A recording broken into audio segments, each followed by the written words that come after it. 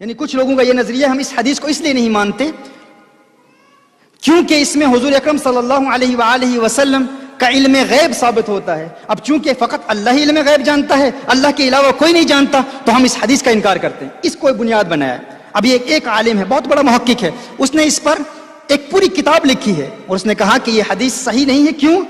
کیونکہ اس بات پر دلالت کرتی ہے کہ حضور اکرم صلی اللہ علیہ وسلم علم غیب جانتے ہیں. اب چونکہ اس کے نظریے کے مطابق حضور اکرم صلی اللہ علیہ وسلم کو اللہ نے علم غیب عطا نہیں فرمایا، تو وہ کہتا ہے ہم اس حدیث کو تسلیم نہیں کر سکتے علیاذ باللہ.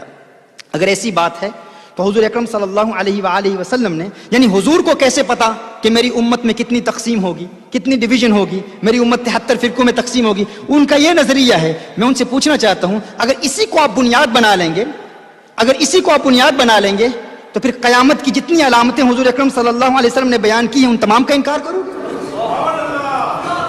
تمہارے ہی علماء نے کتنی بڑی بڑی کتابیں لکھی ہیں قیامت کی علامات پر، کیا تم ان تمام علامات قیامت کا انکار کرو گے؟ اور پھر تمہارا یہ کہنا کہ ہم اس کو بنیاد بنا کر اس حدیث کا انکار کریں گے کیونکہ تمہارے نظریے کے مطابق تم کہتے ہو فقط اللہ ہی علم غیب جانتا ہے، حضور اکرم صلی اللہ علیہ وآلہ وسلم علم غیب نہیں جانتے؟ کیا تم نے قرآن نہیں پڑھا؟ کیا تم نے سورہ جن نہیں پڑھی؟ اللہ ارشاد فرماتا ہے عالم الغیب فلا یظہر علی غیبہ احد الا من ارتضی من رسول.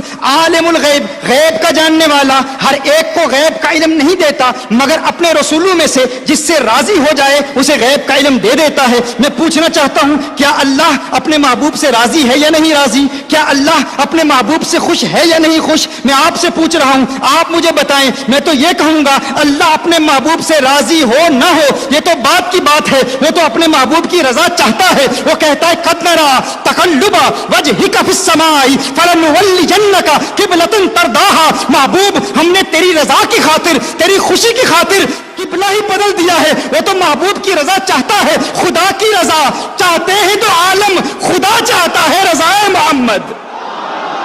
اگر خدا رضا محمد چاہتا ہے،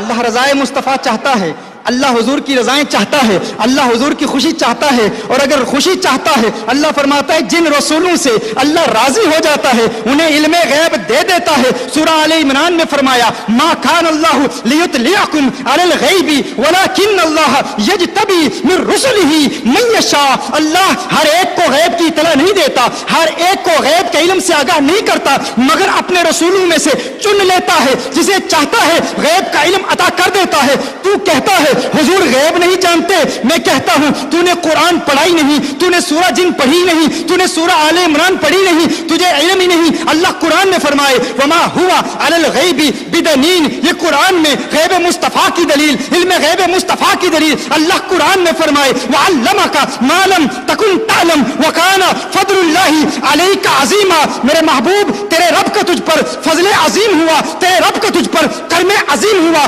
فضل عظیم کیا ہے؟ کرم عظیم کیا ہے؟ وعلمک ما لم تکن تعلم، ما لم تکن تعلم، ما لم تکن تعلم. اس ماں کے عموم میں کتنی وسعت ہے. یہ ماں عموم کا فائدہ دیتا ہے، یہ عام مخصوص البعض نہیں ہے، یہ وہ عام نہیں ہے جس کے عموم کی تخصیص کی گئی ہو. یہ عام ہے، یہ عمومیت پر قائم ہے، یہ عام ہی رہے گا. اس کی تخصیص کے لیے دلیل پیش کرنا یہ تمہارا کام ہے. یہ ایسا عام ہے کہ اللہ فرمائے وعلمک ما لم تکن تعلم. محبوب ہر وہ چیز جو تم نہیں جانتے تھے اللہ نے تمہیں اس کا علم دے دیا. یعنی اللہ نے محبوب کو ہر شے کا علم دیا. کتنا علم دیا؟ آدم علیہ السلام کا علم دیا، نوح علیہ السلام کا علم دیا، ابراہیم علیہ السلام کا علم دیا، شعیب علیہ السلام کا علم دیا، ہارون علیہ السلام کا علم دیا. ماضی کے تمام علوم دے دیے، حال کے تمام علوم غیب دیے، مستقبل کے تمام علوم دے دیے. مستقبل کے علوم کے حوالے سے کیا؟ اپنی امت کا علم دیا، مولا علی کا علم دیا، صدیق اکبر کا علم دیا، صحابہ کے اختلافات کا علم دیا، سلسلہ عالیہ قادریہ کا علم دیا، سلسلہ عالیہ نقشبندیہ کا علم دیا، سلسلہ عالیہ سہروردیہ کا علم دیا، سلسلہ عالیہ چشتیہ کا علم دیا، شاذلیہ کا علم دیا، رفاعیہ کا علم دیا. حضور جانتے ہیں کہ میری امت کو تقسیم کیا جائے گا. حضور جانتے ہیں اشعری کون ہے، حضور جانتے ہیں ماتریدی کون ہے، حضور جانتے ہیں عقیدے میں حنبلی کون ہے، حضور جانتے ہیں معتزلہ کون ہے، حضور جانتے ہیں قدریہ کون ہے، حضور جانتے ہیں جبریہ کون ہے، حضور جانتے ہیں امت میں کتنے اختلاف ہوں گے، حضور جانتے ہیں امت کو تقسیم کرنے والے خارجی کون ہوں گے، رافضی کون ہوں گے. اللہ نے محبوب کو مستقبل کا علم علم دیا, آج تک کا ہر چیز کا علم دیا, نہ فقط آج تک کا علم بلکہ صبح قیامت تک کا علم اللہ نے اپنے محبوب کو دے دیا. اور پھر فرمایا وَعَلَّمَكَ مَا لَمْ تَكُنْ تَعْلَمْ. محبوب تیرے رب کا تجھ پر فضل عظیم ہوا,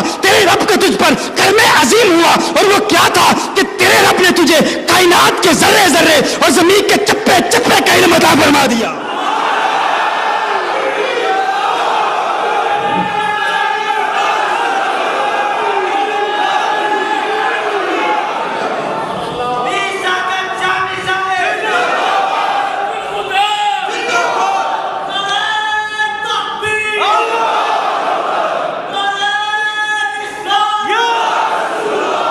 یہ تو میرے آقا کا علم ہے, وہ تو بہت بڑے ہیں, وہ تو بہت بڑے ہیں, ان کا مقام تو بہت بلند و بالا, بہت عرفہ والا.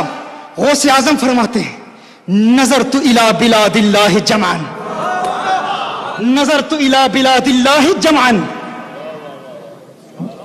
میرے آقا کی ایک حدیث ہے, حضور فرماتے ہیں قد رفع علی الدنیا فانا انظر الیہا والی ما هو قائم فیہا الی یوم القیامہ.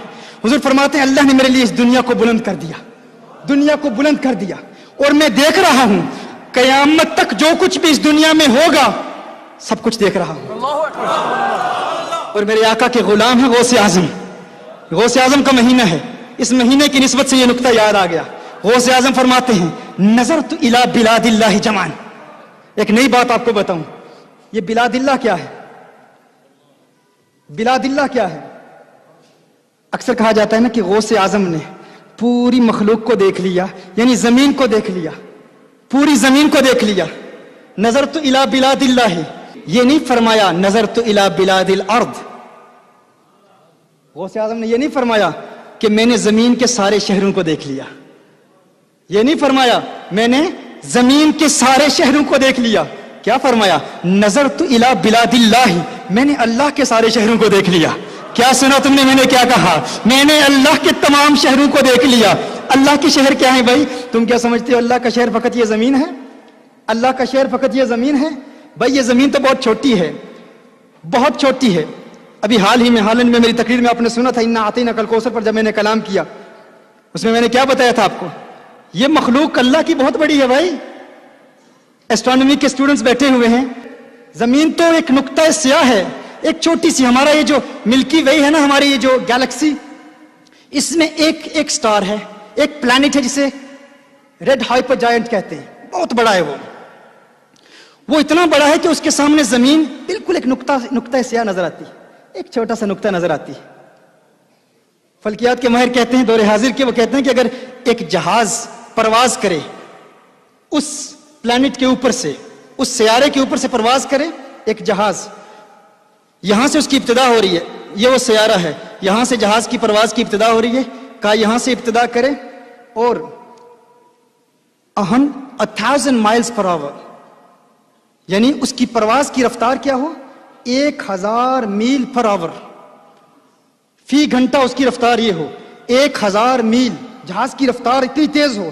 تو کہا اپنا سفر اس کے محور میں اس کے گرد گردش کرتے ہوئے جہاں سے شروع ہوا ہے وہاں تک پہنچتے ہوئے اس جہاز کو 1100 سال درکار ہے, 1100 سال لگ جائیں. اتنا بڑا وہ پلانٹ ہے, اس کے آگے ہماری زمین بالکل چھوٹی سی ہے, اس کے آگے ہماری یہ چھوٹی سی زمین بالکل چھوٹی سی ہے.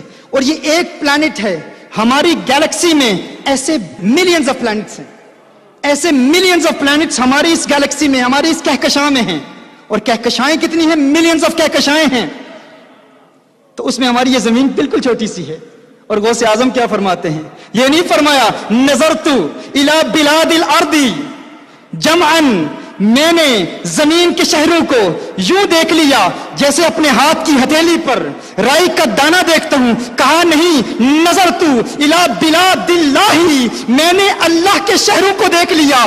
کیا مطلب؟ میں نے زمین کو دیکھا, میں نے چاند کو دیکھا, میں نے ستاروں کو دیکھا, میں نے کہکشاؤں کو دیکھا, میں نے نظام شمسی میں گردش کرنے والے تمام سیاروں اور ستاروں کو دیکھا, میں نے تمام کہکشاؤں کو دیکھا. تم کہتے ہو کہ میں نے فقط زمین کے شہروں کو دیکھا. کہا نہیں, میں نے آسمان میں یہ جتنے یہ چمکتے دمکتے ستارے تمہیں نظر آ رہے ہیں، غوث پاک کہتے ہیں تم میرے آقا کے علم پر تنقید کرتے ہو، میرے آقا کے علم پر انگشتے تنقید اٹھاتے ہو، زبانیں تان دراز کرتے ہوئے کہتے ہو حضور کو مستقبل کا علم نہیں، فقط مدینہ المنورہ کا علم ہے۔ کہا مجھ عبد القادر جیلانی سے پوچھ لو، میں تمہیں بتاتا ہوں، میں تو حضور کے نالین برداروں میں بھی نہیں ہوں، ارے میں تو صحابی نہیں ہوں، میں تو تابعی نہیں ہوں، میرا مقام تابعین کے بعد سب سے افضل ہے، لیکن مجھ سے بلند و بالا مقام تابعین کا ہے، تابعین سے بلند و بالا مقام صحابہ کا ہے، اور صحابہ میں سب سے عرفہ والا سیدنا ابو بکر صدیق ہیں، اور پھر ان سے اعلیٰ کونین کے والی